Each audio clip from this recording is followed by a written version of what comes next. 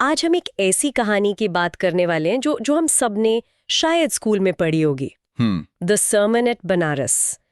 एक माँ किस्सा गौतमी जिसका बेटा मर जाता है और वो गौतम बुद्ध के पास मदद के लिए जाती है। बिल्कुल। और ऊपर से देखने पर ये कहानी बहुत सीधी साधी लगती है ना। हाँ बिल्कुल। लेकिन आज हम इसकी परतों के नीचे उतरेंगे। ये सिर्फ दुख और मौत की कहानी नहीं है। ये इस बारे में है कि कैसे एक जीनियस टीचर मतलब बुद्ध ने किसी को लेक्चर दिए बिना सिर्फ एक अनुभव से जीवन का सबसे बड़ा सच सिखा दिया। ये एक तरह की मनोवैज्ञानिक मास्टर क्लास है। चलिए तो फिर इस मास्टर क्लास को समझते हैं। लेकिन किस्सा गौतमी और उस उपदेश तक पहुंचने से पहले हमें उस व्यक्ति के बारे में जानना होगा जिसने ये उपदेश दिया था। सही बात है। कहानी एक राजकुमार सिद्धार्थ गौतम से शुरू होती है। 563 ईसा पूर्व में जन्मे एक ऐसे राजकुमार जिन्हें दुनिया के दुखों से पूरी तरह बचा के रखा गया था। सोचिए, एक ऐसा जीवन जहां बीमारी, बुढ़ापा या मौत जैसी कोई चीज देखी ही ना हो। उनके पिता ने एक ऐसा माहौल बनाया था जहां सिर्फ सुख ही सुख था। 12 साल की उम्र में उन्हें धर्म ग्रंथों की पढ़ाई के लिए भेजा गया। वो लौटे, शादी हुई, एक बेटा भी हुआ। 10 साल तक जिंदगी एक शानदार शाही सपने जैसी थी। और फिर 25 साल की उम्र में वो सपना टूटा। हाँ, जब वो शिकार के लिए महल से बाहर निकले और उन्होंने वो 4 चीजें देखी जिन्होंने उनकी दुनिया हमेशा के लिए बदल दी। बिल्कुल। एक बीमार आदमी, फिर एक बूढ़ा आदमी, फिर एक अंतिम संस्कार यात्रा और आखिर में एक भिक्षु। ये पहली बार था जब उन्होंने इंसानी पीड़ा को अपनी आंखों से देखा था। और ये देखना उनके लिए कोई मामूली घटना नहीं थी। ये एक झटके जैसा था। बिल्कुल। उन्होंने महसूस किया कि उनका ऐशो आराम, उनका महल सब एक झूठ था। बिल्कुल। असली दुनिया तो दुखों से भरी हुई है। और उसी पल उन्होंने फैसला कर लिया कि वो इस दुख का कारण और इसका हल खोज कर रहेंगे। इसे ही एनलाइटनमेंट या ज्ञान की खोज कहा गया। और ये कोई इम्पल्सिव फैसला नहीं था, बल्कि एक गहरी बेचैनी से निकला था। बिल्कुल। उन्होंने अपना राजपाट, अपना परिवार, सब कुछ छोड़ दिया और निकल पड़े। और ये सफर आसान नहीं था। बिल्कुल नहीं। 7 साल तक चला। वो भटकते रहे, अलग अलग गुरुओं से मिले, लेकिन उन्हें जवाब नहीं मिला। आखिर में वो गया में एक पीपल के पेड़ के नीचे बैठ गए और प्रण लिया कि जब तक ज्ञान नहीं मिलेगा वो यहाँ से नहीं उठेंगे। हाँ। और फिर 7 दिनों के बाद उन्हें ज्ञान मिला। उन्हें जिंदगी और मौत के चक्र का, दुख के कारण और उसके निवारण का सबका बोध हुआ। और वो सिद्धार्थ से बुद्ध बन गए, मतलब द अवेकेंड वन, वो जो जाग चुका है। और जिस पेड़ के नीचे ये हुआ वो आज बोधि ट्री कहलाता है। बिल्कुल, ज्ञान का वृक्ष। और इसी ज्ञान को, जिसे समझना इतना मुश्किल था, उसे दुनिया के साथ साझा करने के लिए उन्होंने अपना पहला उपदेश बनारस में दिया, गंगा नदी के किनारे। और इसी उपदेश का सबसे अच्छा उदाहरण है किस्सा गौतमी की कहानी। अब कहानी उस माँ पर आती है। किस्सा गौतमी का इकलौता बेटा मर गया था। वो इस सदमे को बर्दाश्त नहीं कर पाई। बिल्कुल। और अपने मरे हुए बच्चे को गोद में उठाकर घर घर जाने लगी, उसके लिए दवा मांग ले। लोग उन्हें देखकर कहते, ये तो पागल हो गई है, लड़का तो मर चुका है। और यहाँ जो हो रहा है उसे सिर्फ पागलपन कहना बहुत सतही होगा। ये दुख की वो अवस्था है जिसे हम डिनायल कहते हैं। अच्छा। जहां हमारा दिमाग सच को स्वीकार करने से ही इनकार कर देता है। उनका मन मानने को तैयार ही नहीं था कि जो उनके जीवन का केंद्र था वो अब नहीं रहा। इसी भटकने के दौरान उन्हें एक आदमी मिला जिसने कहा, मैं तो दवा नहीं दे सकता, पर मैं एक ऐसे वैद्य को जानता हूं जो दे सकता है। और उसने किस्सा गौतमी को बुद्ध के पास भेज दिया। ये उनके लिए एक उम्मीद की किरण थी। हाँ, एक उम्मीद। वो बुद्ध के पास गई और रोते हुए बोली, भगवान मुझे वो दवा दीजिए जिससे मेरा बेटा ठीक हो जाए। और अब यहाँ बुद्ध का जवाब देखिए, मतलब ये शानदार है। वो उसे ये नहीं कहते कि तुम्हारा बेटा मर चुका है, सच को स्वीकार करो। नहीं, ऐसा कहना तो बहुत क्रूर होता। वो सुनती भी नहीं शायद। बिल्कुल नहीं सुनती। वो तो पहले ही ये सब लोगों से सुन चुकी थी। सही बात है। बुद्ध ने कुछ अलग किया।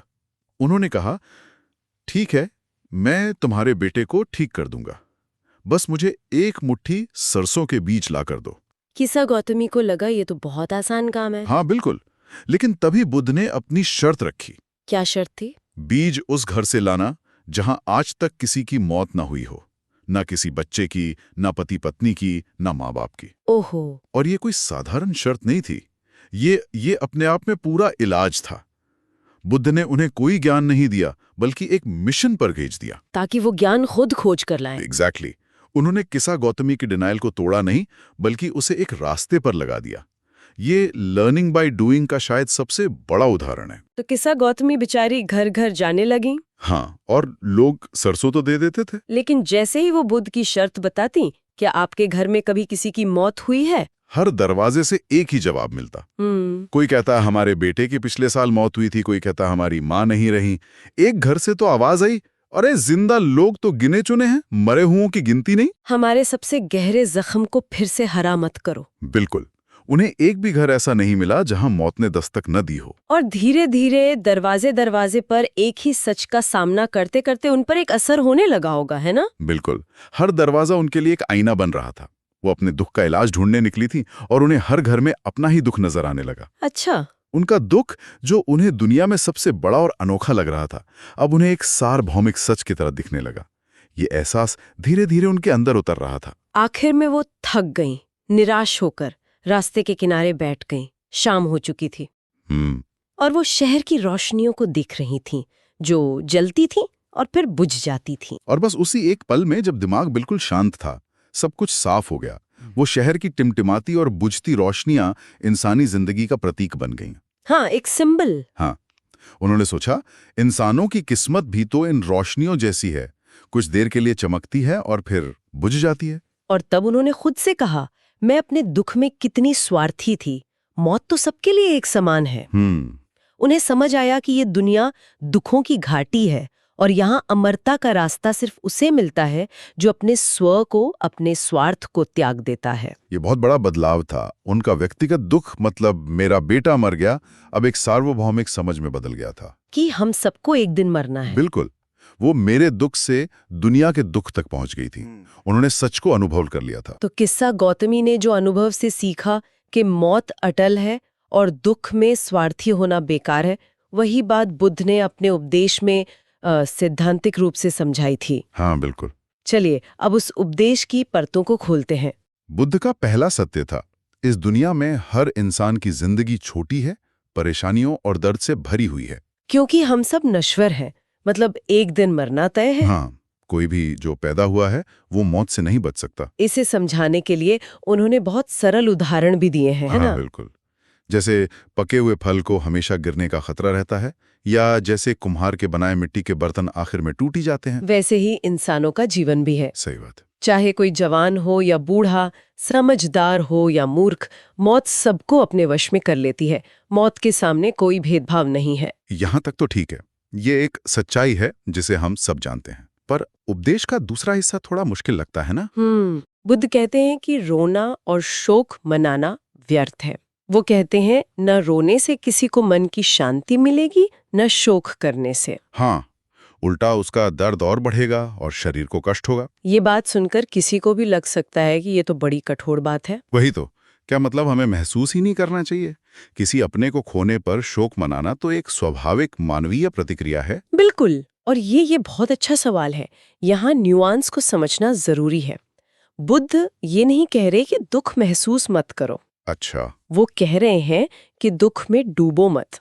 वो विलाप यानी लैमेंटेशन को व्यर्थ बता रहे हैं। वो शोक जो हमें पंगु बना देता है, जो हमें बीमार कर देता है, और जिससे सच्चाई तो बदलती नहीं है। बिल्कुल। उनका कहना है कि अत्यधिक शोक सिर्फ जीवित व्यक्ति को ही नुकसान पहुंचाता है। अच्छा, तो फर्क दुख महसूस करने और दुख को खुद पर हावी हो जाने देने में है। तो फिर समाधान क्या है? अगर रोना धोना व्यर्थ है तो शांति कैसे मिलेगी? यहीं पर बुद्ध अपना तीसरा सत्य बताते हैं, शांति का मार्ग। वो कहते हैं, जो शांति चाहता है उसे विलाप, शिकायत और दुख के तीर को बाहर निकालना चाहिए। ये दुख का तीर वाली बात बहुत शक्तिशाली है, पर ये सुनने में जितना आसान लगता है उतना है नहीं। कोई अपने सबसे गहरे दुख के तीर को बस निकाल कैसे सकता है? और बुद्ध का जवाब शायद ये होता कि तीर को खींच कर नहीं, समझ कर निकाला जाता है। समझ कर। हाँ, जब किस्सा गौतमी को यह समझ आया कि ये तीर सिर्फ उन्हें नहीं बल्कि सबको चुभा है, तो उस तीर की चुभन की ताकत अपने आप कम हो गई। अच्छा। वो ज्ञान ही दवा बन गया। जब आप समझ जाते हैं कि मौत जीवन का एक हिस्सा है, तो आप उस तीर को अपने अंदर लेकर जीना नहीं छोड़ते, आप उसे निकालते हैं और जख्म को भरने देते हैं। और अंत में बुद्ध कहते हैं, जिसने तीर निकाल दिया है और शांत हो गया है, उसे मन की शांति मिलेगी। जिसने सभी दुखों पर विजय प्राप्त कर ली है, वो दुख से मुक्त हो जाएगा और धन्य होगा। मतलब शांति दुखों के न होने में नहीं है, बल्कि उन्हें स्वीकार करके उन पर विजय पाने में है। बिल्कुल। तो इस पूरी चर्चा का सार यही है कि मृत्यु जीवन का एक अटल सच है और इसे स्वीकार करने में ही मन की शांति है। और बुद्ध ने किस्सा गौतमी को ज्ञान दिया नहीं, बल्कि ज्ञान तक पहुंचने का रास्ता दिखाया। हाँ। और वो रास्ता लेक्चर का नहीं, अनुभव का था। बिल्कुल। और आज की दुनिया में भी ये सीख उतनी ही जरूरी है। हम हर चीज को कंट्रोल करना चाहते हैं ना? हाँ, बिल्कुल। लेकिन जो चीजें हमारे कंट्रोल से बाहर हैं, जैसे मौत, उन्हें स्वीकार करने की कला ही शायद सबसे बड़ी समझदारी है। ये कहानी हमें दुखी न होने के लिए नहीं कहती, नहीं, बल्कि ये सिखाती है कि दुख को अपनी जिंदगी तबाह न करने दें। सही बात है। और शायद इसी बात पर हम एक सवाल छोड़ सकते हैं। कहानी में कहा गया है कि जो स्वार्थ को त्याग देता है, उसे अमरता का मार्ग मिलता है। इस अमरता का असली मतलब क्या हो सकता है? क्या इसका मतलब हमेशा के लिए शारीरिक रूप से जीना है, या फिर इसका मतलब मौत के डर और दुख से आजाद होकर जीना है? मतलब एक ऐसी मानसिक अवस्था जहां शांति कभी खत्म नहीं होती। बिल्कुल, इस पर सोचा जा सकता है।